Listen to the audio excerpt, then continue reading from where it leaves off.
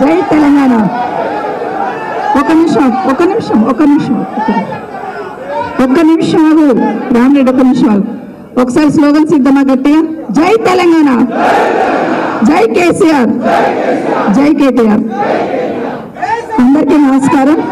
వేదిక మీద ఉన్న సభాధ్యక్షులు మన వికారాబాద్ పార్టీ అధ్యక్షులు ఆనంద్ గారికి, అదేవిధంగా మన కార్యక్రమానికి ముఖ్య అతిథిగా వచ్చిన మనందరి అభిమాన నాయకులు కేసీఆర్ గారు అయితే ఇక్కడ హైదరాబాద్ చుట్టుపక్కల కానీ కేసీఆర్ గారికి తగ్గ తనయుడుగా మనందరి మధ్యలో ఉన్న మన సోదరులు పార్టీ వర్కింగ్ ప్రెసిడెంట్ గారు కేటీ రామారావు గారికి, అదేవిధంగా గాంధీ గారు విప్పుగా పనిచేస్తున్నారు. వారు పెద్ద నియోజకవర్గం షేర్లింగంపల్లి. పొద్దున్న లేచి ఎప్పుడు ఫోన్ చేసినా కాన్ఫరెన్స్లో ఉన్నాంటాడు, రాత్రి ఫోన్ చేస్తే కాన్ఫరెన్స్లో ఉన్నాంటాడు. వాళ్ళ పీ ఎత్తుతాడు, ఎప్పుడు చేసినా వాళ్ళ పీ ఎత్తుతుంటాడు. సో వారితో పాటు గాంధీ గారికి, అదేవిధంగా చేవెళ్ళ శాసనసభ్యులు సోదరులు, ఈరోజు అందరూ స్పెషల్ అటెన్షన్ ఎక్కడ ఉందంటే చేవెళ్ళ మీద ఉంది. చేవెళ్ళ ఎమ్మెల్యే మీద ఉంది. సో మా సోదరులు యాదయ్య గారికి, దయానంద్ గుప్తా గారికి, పరిగి శాసనసభ్యులు సోదరులు, మాజీ శాసనసభ్యులు సోదరులు మన మహేష్ గారికి, డాక్టర్ సంజయ్ గారికి. అసెంబ్లీలో బాగా అల్లరి చేస్తుంటాడు డాక్టర్, కానీ వెనకాల మాత్రం బాగా అవతల మట్టి గట్టి చెప్తుంటాడు సమాధానం.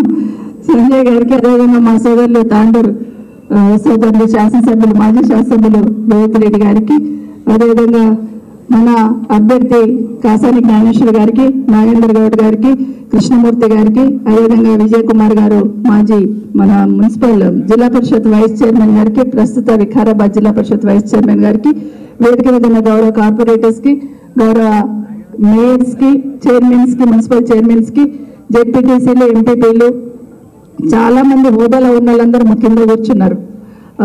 ఎంపీటీసీలు కావచ్చు, అదేవిధంగా కౌన్సిలర్స్ కావచ్చు, కార్పొరేటర్స్ కావచ్చు, పార్టీ అధ్యక్షులు అందరికీ కూడా, చేవెళ్ళ నియోజకవర్గం నుండి వచ్చిన ప్రతి ఒక్కరికి, తాండూరు, వికారాబాద్, పరిగి, చేవెళ్ళ, రాజేంద్ర నగర్, మహేశ్వరం, షేర్లింగంపల్లి ఈ ప్రాంతాల నుండి వచ్చిన అందరికీ కూడా పేరు పేరున చేతులు జరగచ్చు నమస్కరిస్తున్నాను.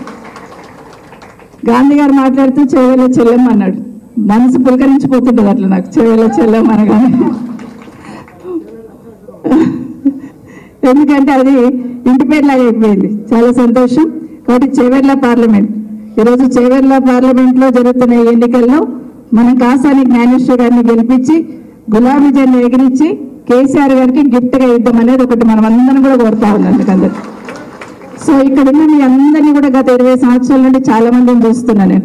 20 సంవత్సరాల నుండి ఎప్పుడు అధికార పార్టీలో ఉన్న వాళ్ళేం కాదు, ప్రతిపక్షంలో ఉండి ఎట్లా పోరాటం చేయాలో, అధికార పార్టీలో ఉన్న వాళ్ళకి ఎట్లా బుద్ధి చెప్పాలో, ఎట్లా పనిచేయించాలో తెలిసిన వాళ్ళే ఇక్కడ చాలా మంది ఉన్నారు.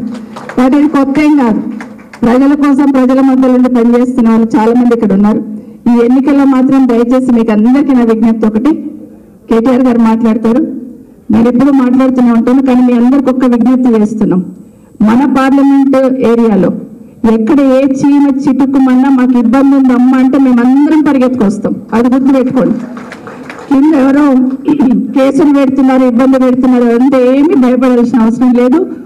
ఒకరి దగ్గరికి వచ్చిందంటే 100 మంది మనం పరిగెత్తొచ్చినట్టు మేమందరం ఉన్నాము. మరొకసారి మీకు అందరికి కూడా విజ్ఞప్తి చేస్తున్నా, మీ శాసనసభ్యుల సోదరులందరూ నిజంగా వికారాబాద్ జిల్లాలో ఎలక్షన్ కన్నా ముందు నేనేమనుకున్నానంటే ఫస్ట్ గెలిచే సీటు పరిగి అనుకున్నాను. ఎందుకంటే అంత బాగా పనిచేసుకున్నాడు.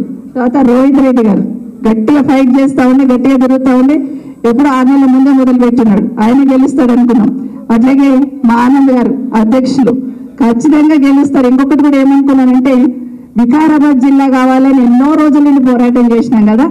కేసీఆర్ గారు వికారాబాద్ జిల్లా చేశారు కాబట్టి వికారాబాద్ లో ఉన్న వాళ్ళందరినీ గెలిపించి రుణం తీర్చుకుంటారు వికారాబాద్ ప్రజలు అనుకున్నాం. కానీ చిన్న కట్టు దాకినంత మాత్రం వెనక్కి పోవాల్సిన అవసరం లేదు. ఇంకా కసిగా ఈ ఎన్నికల్లో గట్టిగా పనిచేసి కేసీఆర్ గారు రుణం తీర్చుకుంటట్టు మనము ఎంపీ అభ్యర్థిని గెలిపించి పంపిద్దాం.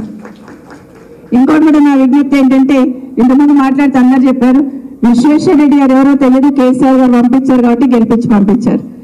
రంజిత్ రెడ్డి గారు ఎవరో తెలియదు, కేసీఆర్ గారు పంపించారు కాబట్టి గెలిచి పంపించాం మనం.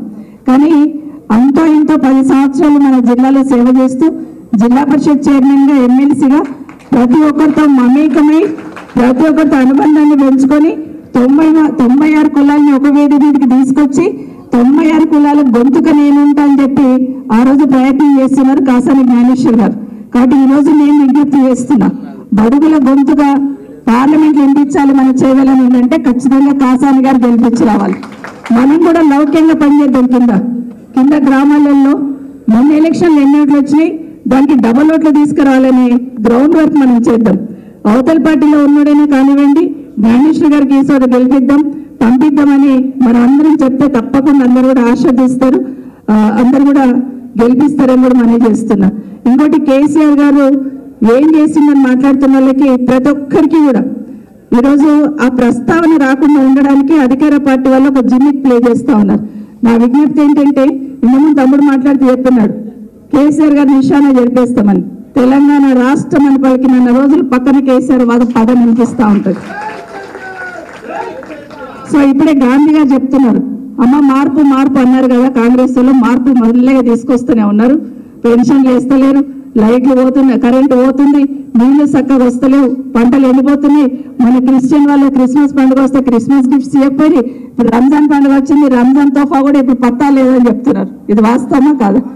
లేకపోతే కేసీఆర్ గారు కొట్టుకుంటుంది, ఒక రంజాన్ పండుగ వస్తుందా అంటే నెల రోజుల ముందే మమ్మల్ని అందరిని అలర్ట్ చేస్తుండే, ఏమైతుంది రంజాన్ తోఫా రెడీ అయినా లేదా, బతుకమ్మ పండుగ వస్తుందంటే నెల రోజుల ముందే కేటీఆర్ గారిని అలర్ట్ చేస్తుండే, ఏమైనా చీరలు తయారైనాయా లేదా, పోతున్నాయా లేదా. ఇట్లా ఒక తండ్రిలాగా ప్రతి ఒక్కటి ఫాలోఅప్ చేస్తూ ఉంటున్న కేసీఆర్ గారి విలువ ఇప్పుడిప్పుడే తెలిసింది జనాలందరికీ. అయ్యో పొడగొట్టుకున్నామా అని ఫీల్ అవుతున్నారు. కాబట్టి మీరు అందరు కూడా మన రంగారెడ్డి జిల్లాకైతే మన యాదయ్య గట్టిగా మాట్లాడండి. ఇప్పుడంటే చందన్వెల్లిని ఈరోజు సిలికాన్ వ్యాలీ లాగా చేసి పెట్టినారు మొత్తం. కాబట్టి ఎక్కడ చూసినా అక్కడ మొత్తం కంపెనీని తీసుకొచ్చి అక్కడ వేస్తున్నారు. మన మహేష్లా తుక్కు కూడా చూసుకుంటే ఫాక్స్కాన్ లాంటి కంపెనీ తీసుకొచ్చి ఏ విధంగా తీసుకొచ్చిందని మనం చూస్తున్నాం. అట్లాగే తాండూరు సంబంధించి అన్నిటికన్నా ముఖ్యంగా 111 జీవో గురించి కేసీఆర్ గారు మాట ఇచ్చారు కాబట్టి 111 జీవోని ఎత్తేయాలని రెండోసారి ముఖ్యమంత్రి కాగానే మొట్టమొదటిగా దాని మీద దృష్టి పెట్టి ఎప్పుడు కలిసినా కూడా మీ యాదయ్య గారు నేనున్నా ఎప్పుడున్నా ఆడ మాట్లాడుతున్నప్పుడు 111 ఎత్తేయండి సార్ అని అడుగుతూ ఉంటుండే ఎప్పుడైనా కూడా. నిజంగానే కేసీఆర్ గారు ఇచ్చిన మాట కట్టుబడి 111 జీవోని ఎత్తేస్తున్నారు. కాబట్టి మీరందరూ కూడా దయచేసి మీకు అందరికీ కూడా కింద మళ్ళీ మాట్లాడే ప్రయత్నం చేస్తున్నాడు. ఈరోజు ఒక మా సోదరు ఎవరైతే పోయినాడు అవతలకి రంజిత్ రెడ్డి గారు, నేనెత్తేపించిన 111 అంటున్నాడు. ఒక్కరోజు అడిగిన దాఖలు లేవు, కానీ యాదయ్య గారు 10 సార్లు అడిగినాడు నా ముందల్ని, సార్ ఇది ఒకటి ఎత్తేయండి. ఇంకొక మాట కూడా అడుగుతుండే చేవెళ్ళు అనగానే, మా దగ్గర చెక్ డ్యామ్లు కట్టినారు సార్, కనీసం చెక్ డ్యామ్లు కట్టినాయండి అంటే ఎప్పుడు లేని డీవియేట్ అయిపోయి చెక్ డ్యామ్లు కట్టడానికి ఇచ్చున్నారు. ఇట్లా ఒకటి చెప్తే చాలా ఉన్నాయి. ఈరోజు మన రంగారెడ్డి అండ్ బెడ్చల్ ఇప్పుడు మొత్తం ఉమ్మడి రంగారెడ్డికి సంబంధించి రంగారెడ్డి చుట్టుపక్కల 4 సూపర్ స్పెషాలిటీ హాస్పిటల్ కడతా ఉన్నారు. ఇవన్నీ కనిపించేవి శాశ్వతంగా ప్రజలకు కళ్ళ ముందు కనిపించే అభివృద్ధిని కేసీఆర్ గారు చేసిన శాశ్వతంగా ఉండేటట్టు. ఈరోజు విచిత్రం ఏంటంటే ఇటు మల్కాజ్గిరి కానీ ఇక్కడ కానీ ఇప్పుడే మంత్రి మన కేటీ రామారావు గారు అంటా ఉన్నారు, ఇక్కడ ఇద్దరు ఎంపీ క్యాండిడేట్లు ఎవరైతే అవతలికి వెళ్ళి బీజేపీకి వెళ్ళి కాంగ్రెస్కి వెళ్ళి కొట్లాడుతున్నారో కేసీఆర్ గారు పుణ్యాన్ని వాళ్ళు ఎంపీ అయినారు, రాజకీయంగా వాళ్ళకి అనుభవం వచ్చింది. అక్కడ ఉన్న వాళ్ళని కూడా కేసీఆర్ వాళ్ళని, అక్కడ ఇద్దరు ఎంపీ క్యాండిడేట్లు ఎవరైతే పోట్లాడుతున్నారో వాళ్ళు కూడా కేసీఆర్ గుర్తింపు తీసుకొచ్చిన విషయాన్ని ప్రజలందరూ గమనిస్తా ఉన్నారు. కాబట్టి మీకు అందరు కూడా విజ్ఞప్తి ఏంటంటే కష్టకాలంలో ఖచ్చితంగా పార్టీకి ఈరోజు ఒక్కరొక్కరికి మీకున్న కసి ఏంటో మాకు కింద తెలుసు. ఇంకొకటి ఏంటంటే నాకు బాధేసేది ఉంటే కార్యకర్తల కష్టం మీద కేసీఆర్ గారి నాయకత్వం మీద పార్టీ గుర్తు మీద గెలిచి అవతల పోయిన వీళ్ళందరూ కార్యకర్తలను తక్కువ అంచనా వేసి ఇడైతే ఓడిపోతామేమో అక్కడ పోతే నేను గెలుస్తామేమో అనుకుంటా ఉన్నారు. కార్యకర్తల శక్తి అనేది చూపించాల్సిన బాధ్యత ఇప్పుడు మీ అందరి మీద ఉంది.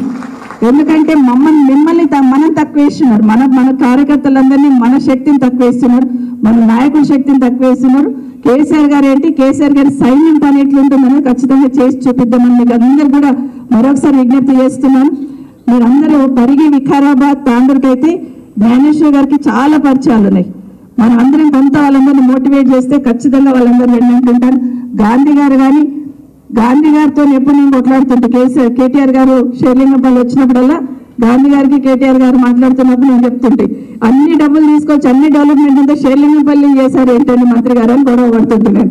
ఎందుకంటే ఆ ఫ్లైఓవర్లు స్కైవేలు అవన్నీ చూస్తూ అండర్ పాస్లు చూస్తూ ఉంటే రజనీకాంత్ లాంటి వచ్చి అసలు హైదరాబాద్ అయినా అన్నారంటే అది ఎవరి గుర్తింపు, ఎవరి అభివృద్ధి? కేసీఆర్ గారు చేసింది, కేటీఆర్ గారు చేసింది కదా. ఈ రోజు మాట్లాడుతూ ఉన్నారు, చిల్లర రాజకీయాలు, చిల్లర మీడియా మాట్లాడుతూ ఉన్నారు. ఈరోజు హైదరాబాద్ కి విశ్వనగరంగా గుర్తింపు వచ్చినట్టు ఇంత బాగా చేసుకున్నామంటే డెఫినెట్ గా దాని వెనకాల కేసీఆర్ గారి ఆలోచన, కేటీఆర్ గారి ఆచరణ, స్థానిక శాసనసభల సహకారంతోనే చేయడం జరిగింది. కాబట్టి ఈరోజు షేర్లింగంపల్లి కానీ, రాజమ్మ నగర్ కానీ, మహేశ్వరం కానీ మంచి మెజార్టీతో గెలిపించున్నారు. మాకు వచ్చిన మెజార్టీ కన్నా డబల్ మెజార్టీ రావాలని విజ్ఞప్తి చేస్తున్నాం. ఎందుకంటే షేర్లింగంపల్లిలో 50,000 వచ్చినాయా అంటే 1,00,000 మెజార్టీ రావాలాడు ఎంపీ గారికి. అయితే 50,000 మెజార్టీతోనే మా ఎమ్మెల్యే గారు గెలిచినారు కదా షేర్లింగంపల్లిలో. దానికి డబల్ ఇచ్చినట్టు చేయండి. రాజేంద్రనగర్ ఎమ్మెల్యే గారు మొన్ననే చెప్పినారు, పొద్దున ఫోన్ చేసి అక్క నా కూతురు పెళ్ళి ఉంది కాబట్టి నేను రాలేకపోతున్నాను, నా మాటగా కూడా చెప్పండి. అందుకే చంద్రారెడ్డితో ముందు మాట్లాడించిన, ఎందుకంటే వాళ్ళ కాన్స్టిట్యూన్సీకి వెళ్ళి మొదలు పెట్టినా. నా మాటగా చెప్పండి అక్క, పెళ్లి కూతుర్ని చేస్తున్నాము, మన్మరాలది పెళ్లి కూతుర్ని చేస్తున్నాము, 31st రోజు పెళ్లి ఉంది కాబట్టి నేను ఉండాలక్క, నా మాటగా చెప్పండి అన్నారు. కాబట్టి నేను చెప్తున్నాను గట్టిగా. అందుకే ఫస్ట్ చంద్రారెడ్డితోనే మాట్లాడించినాం. ఇంకొక మాట చెప్తున్నాను, నాకు ప్రకాష్ ఏం చెప్పిందంటే, అక్క నా కాన్స్టిట్యూన్స్ లో నాకు 32,000 వచ్చినాయి, నేను 64,000 తెస్తాక ఛాలెంజ్ చెప్తున్నా. మరి మీ కాన్స్టిట్యూన్స్ లో మీకు 26,000 వచ్చినాయి, మరి మీరు కూడా తీసుకురావాలి, అట్లాగే మీ వాళ్ళకి చెప్పండి అన్నారు. ఇది కూడా ఛాలెంజ్ అయ్యి దయచేసి గుర్తుపెట్టుకోండి. మళ్ళీ కొంచెం దాకా వచ్చినాయి డబల్.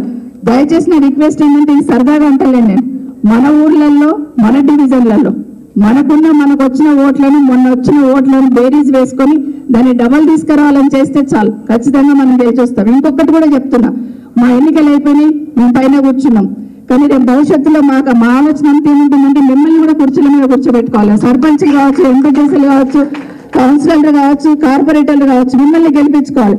మిమ్మల్ని గెలిపించుకోవాలంటే ఈ ఎన్నికలు మాకందరు కూడా చాలా, మీకు ఎట్లన్నా మాకు కూడా ఇంకా మెజార్టీ చూపిస్తే ఆటోమేటిక్గా రేపు వచ్చే ఎలక్షన్ లో మీకు రిఫ్లెక్ట్ అవుతుంది. దయచేసి గుర్తుపెట్టుకొని మిమ్మల్ని అందరినీ కూడా మంచి బదులు. ఎంతమంది అనిల్ మాట్లాడుతూ ఒక మాట చెప్తున్నాడు, మేము గెలిపించుకుంటాం మిమ్మల్ని. ఎస్, మేము మిమ్మల్ని గెలిపించుకోవాలంటే మీరు అక్కడ ఏ మాత్రం డివేట్ కాకుండా అదే కసితో పని చేసే ప్రయత్నం చేద్దాం. ఈరోజు మరొకసారి మీకు అందరికీ నా విజ్ఞప్తి, చేవెళ్ళ పార్లమెంట్ లో మన గులాబీ జెండా ఎగిరించి ఖచ్చితంగా కేసీఆర్ గారికి బహుమతిగా, ఇప్పుడున్న సిచ్యువేషన్ లో పార్టీలు మారుతుంటారే కానీ ఇప్పుడున్న సిచ్యువేషన్ లో మన లీడర్ కి వ్యక్తిగతంగా ఇబ్బంది ఎందుకు వచ్చింది, పార్టీ పరంగా కేసీఆర్ గారిని కొట్టలేకపోయినారు కాబట్టి ఈరోజు ఆయన కూతుర్ని తీసుకుపోయి పెట్టినారు. ఒక్కసారి ఆలోచించలేరా? ఆ విధంగానే ఆయన డిమోరలైజ్ అవుతాడేమో, ఆ విధంగానే సైలెంట్ అయిపోతాడేమో కార్యకర్తలని కాదు, ఇంకా కసిగా పనిచేసే ప్రయత్నం చేద్దాం. ఎందుకంటే ఆ విధంగా ప్రయత్నం చేసి ఇవన్నీ కూడా అపవాదులే, ఇదేది కూడా నిజం కాదని తెలిసేటట్టు ఖచ్చితంగా చేయాల్సిన అవసరం ఉంది. ఎందుకు చేస్తున్నారు ఇదంతా కింది స్థాయిలో చెప్పాల్సిన అవసరం ఉంటుంది. ఈ టైంలో మన లీడర్కి ఆ విధంగా ఇబ్బంది ఉన్న ఈ టైంలో, ఎందుకంటే ఒక కాకి చనిపోతే 100 కాకులు చుట్టుముడతాయి దాని చుట్టూ. కానీ ఈరోజు కేసీఆర్ గారి బిడ్డ అక్కడ ఉన్నప్పుడు ఈ టైంలో పార్టీ మారాలని నిర్ణయం తీసుకుంటున్న వాళ్ళు మానవత్వం లేని వాళ్ళని మాత్రం గుర్తు చేస్తున్నాం. ఎందుకంటే అది గుర్తుపెట్టుకొని మరొకసారి మీకు అందరు కూడా విజ్ఞప్తి, 13వ తారీఖు నాడు కేసీఆర్ గారి మీటింగ్ మనం చేవెళ్ళలో పెట్టుకున్నాం. మనము అవతల మొత్తం రాష్ట్ర వ్యాప్తంగా మొత్తం మీటింగ్ తీసుకొచ్చి మన తుక్కుగూడలో పెడుతున్నారు. రాష్ట్రం అంతా వస్తారట అక్కడికి, కానీ మనం చేవెళ్ళ పార్లమెంట్కి వెళ్ళి మాత్రమే వస్తాం. గుర్తుపెట్టుకోండి, వాళ్ళు రాష్ట్రం అంతా తీసుకొస్తారంట తుక్కుగూడకి, కర్ణాటక వెళ్ళి కూడా తీసుకొస్తారు వాళ్ళు కావాలంటే. కరెక్ట్ అని చెప్పండి, కర్ణాటక వెళ్ళి కూడా తెచ్చుకుంటారు. కాబట్టి మనము 13th రోజు 13 నాడు గౌరవ అధ్యక్షులు కేసీఆర్ గారు వస్తున్నారు చేవెళ్ళకి. అందరినీ కూడా టీఆర్ఎస్ పార్టీ అంటే అభిమానించే వాళ్ళందరినీ కూడా ఖచ్చితంగా కేసీఆర్ గారి మీటింగ్ తీసుకొచ్చి పెద్ద ఎత్తున ఎక్కడ చూసినా గులాబీ కండువా, గులాబీ జెండా ఎగిరేటట్టు, ఎదుటి వాళ్ళ గుండెలు అదిరిపోయేటట్టు ఆ మీటింగ్ చేసుకున్నాం. దయచేసి అందరం ఇన్వాల్వ్ అయ్యామని తెలియజేసుకుంటూ జై తెలంగాణ, జై కేసీఆర్.